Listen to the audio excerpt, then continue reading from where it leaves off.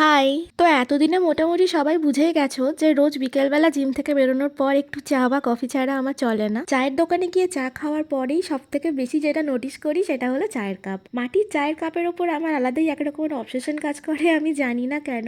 কারণ যখনই চায়ের দোকানে নতুন ডিজাইনের কোনো মাটির চায়ের ভাঁড় দেখি তখনই আমার মাথায় নতুন নতুন আইডিয়া চলে আসে। আমার মনে হয় এটা দিয়ে এটা বানানো যাবে, ওটা দিয়ে সেটা বানানো যাবে।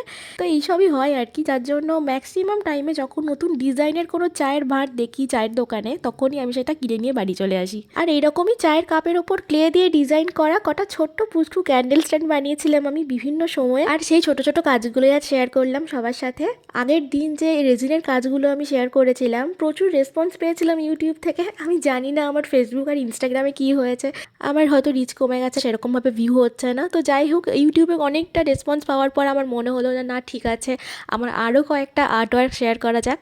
তো যার জন্য এইগুলো শেয়ার করছি। এখানে হয়তো অনেকেরই কোয়েশ্চেন থাকবে যে আমি সবসময় ফুল কেন বানাই। আমার ভালো লাগে ফুল বানাতে, ফুল যেহেতু আমার ভীষণ পছন্দের তাই ম্যাক্সিমাম কাজগুলো আমি ফুলের ওপর করি। ফুল বানাতে ভালো লাগলেও Indian folk art, folk culture আমার ভীষণ ইন্টারেস্টিং লাগে। তো মাঝে মধ্যে ফুল ছেড়ে ওই টাইপেরও কিছু কিছু কাজ করি। আর আজ যে কটা কাজ দেখালাম তার মধ্যে দুটো কাজ কিন্তু ওই ফোক আর্ট রিলেটেড। তো এই হলো আমার বানানো কটা কিউট কিউট কাজ। এর মধ্যে সবগুলোই আমার ভীষণ পছন্দের, কারণ সবগুলোই আমি নিজে হাতে বানিয়েছি। কিন্তু তোমাদের কোনটা ভালো লেগেছে আমায় কমেন্ট করে জানিও।